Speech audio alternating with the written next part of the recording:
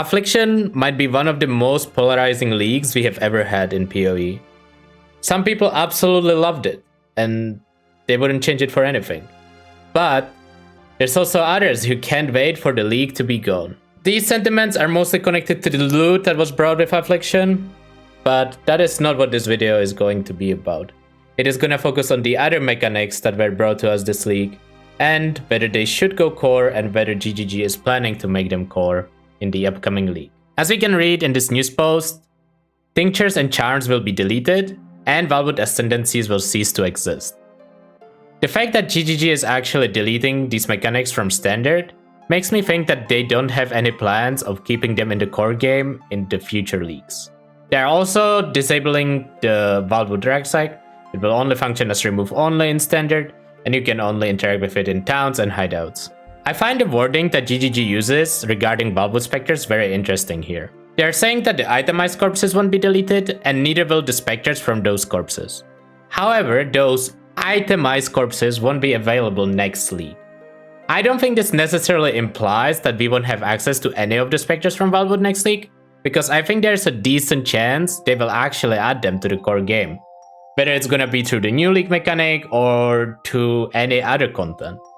What I'm expecting them to do if they decide to add some of the corpses, or I guess monsters, I would expect them to add the middle version of the current specters that were available in the Wildwood. So for example, for Spirit of Fortune, they would use the middle version that casts Wrath, but it wouldn't no longer have the lightning damage of nearby allies as lucky. But even that, I think, brings a lot of variety to which supporting specters we would use, and I think that was very, very much needed, because before this, people basically use like 3 or 4 different support specters, but this week we have seen a lot more. Depending on what your build is lacking in terms of auras or in terms of utility, you could just choose a Wildwood Spectre and go with it to fix your build. All Affliction uniques are going into the core pool, and while none of them is super meta-defining, I'm still glad to see them go into core because some of them have very nice niche uses. For example, Pragmatism. I've seen people use it with Spellslinger, I've seen people use it with Maw of Mischief, and in general, it's good to have a chest like this for the future in case GGG releases a gem that scales really well with levels or doesn't need support gems, so I'm glad it's staying. The Untouched Soul is an amulet that I've seen people use for life stacking for the new Burning Arrow of Vigor, or for accuracy stacking on Juggernauts, and in general, it synergizes really well with the Oath of the Magi Ascendancy, but maybe it can find some use even without it. I've seen some people experiment with the Float Refuge.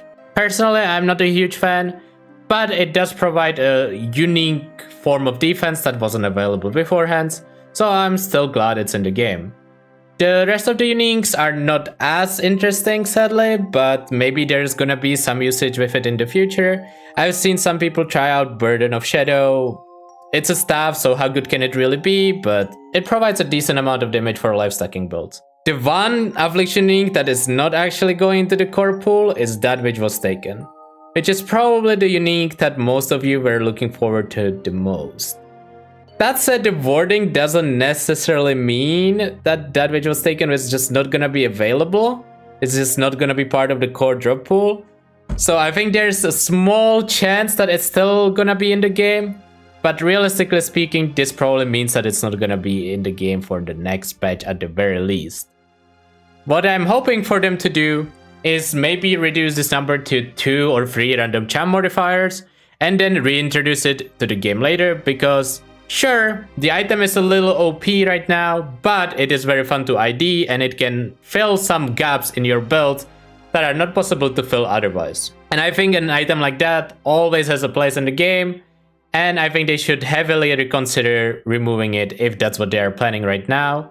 You can put it into Ritual or any other mechanic that doesn't have a really good reward, and I think it would fit pretty well, as long as it doesn't stay 4 mod, because at 4 mods it's basically a mandatory jewel. At 2 or 3, you can still get insane jewels, but you need to get a lot luckier. The one thing this post doesn't mention at all is what is gonna happen to Omens. Technically, Omens came into the game in Tota, but in this league the only way to obtain them was actually in the Viridian Wildwood in Affliction.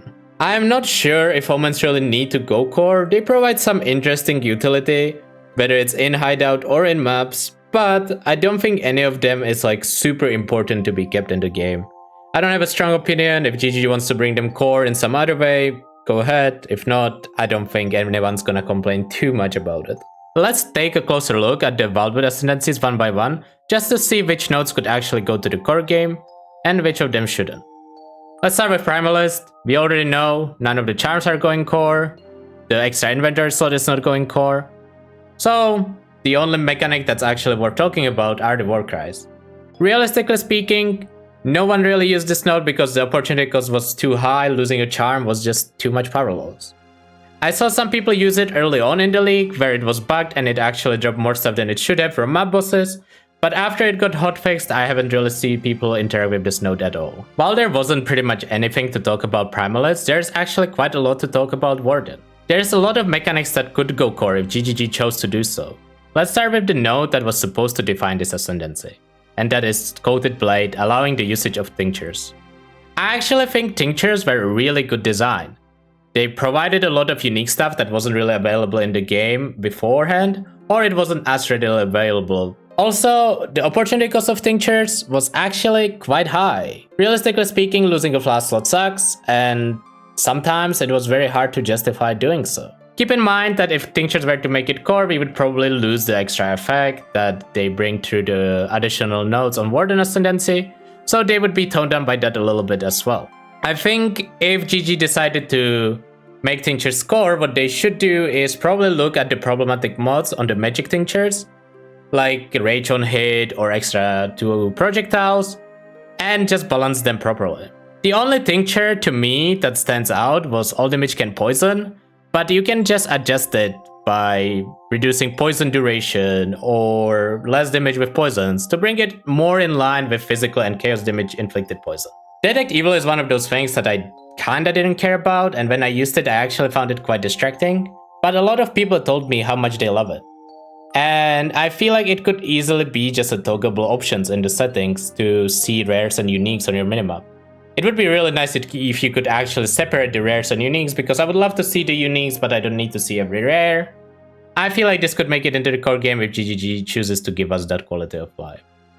What I actually really loved about Warden though was Barkskin. Barkskin quickly became one of my favorite auras.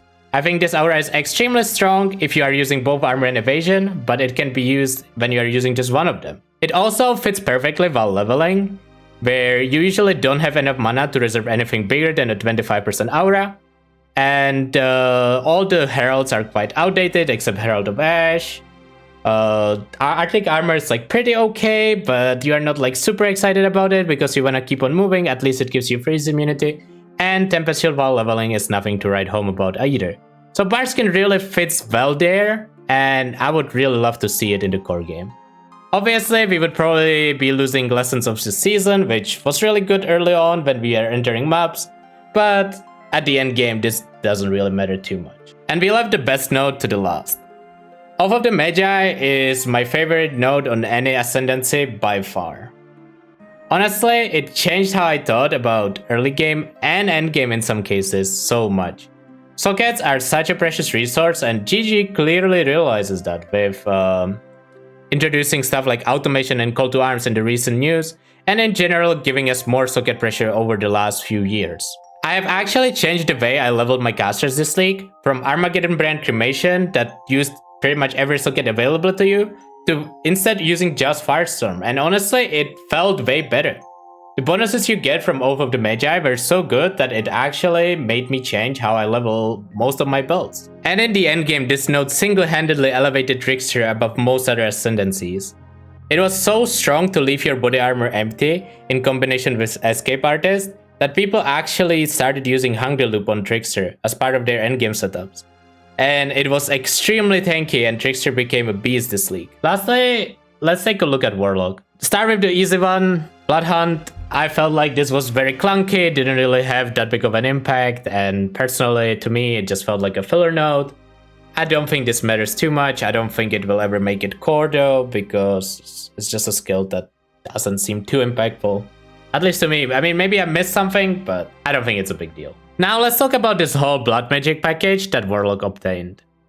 Sanguimancy is basically a better version of Blood Magic, and it still didn't see that much use. That makes me think that maybe this should be applied to Blood Magic. Maybe the increased life reservation efficiency should just be a default part of Blood Magic, and I still don't think it even would be that OP. I kinda hope that GGG buffs Blood Magic because we didn't really see it too much. The only exception is like life stacking builds, but I would like to see it on builds that are not just pure life stacking. Speaking of life stacking builds, I think Crimson Power was one of the coolest things they added, and it allowed people to scale life all the way to, I saw a bunch of people at 30k plus on PoE Ninja, and some people even above 40,000 life.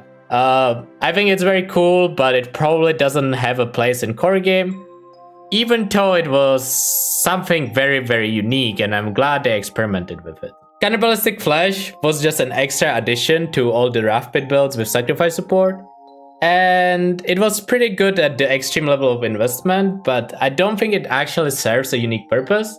I would rather see them buff the sacrifice support if they feel like it's too weak, than to add this node as another support gem or something. I don't think there was a single intended good use of Dark Effigy this week that I have seen, and I've actually looked for it.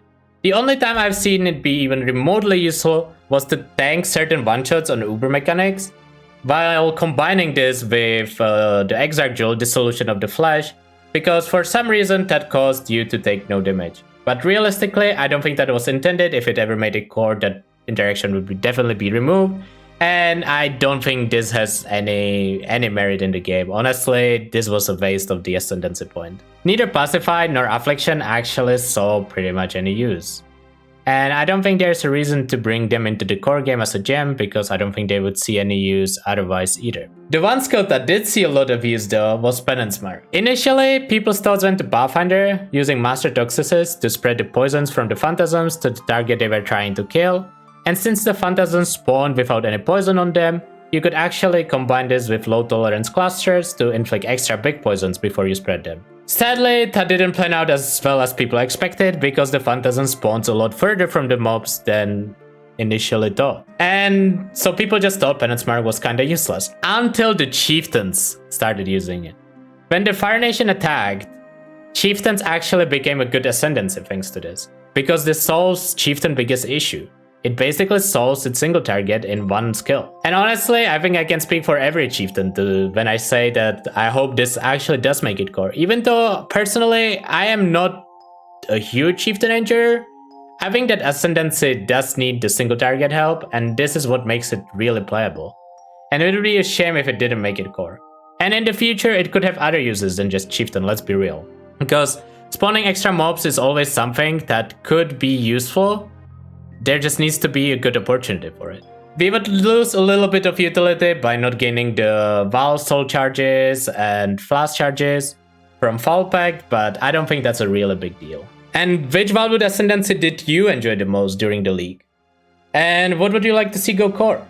I'm fully expecting the comments to just be like, oh, I want the backpack, I want the backpack, oh, I want the backpack too, but I'm still curious about what guys you have to say. And that will be it for this video. Thanks everyone for watching, and I will see you guys next time. Have a nice day. Bye.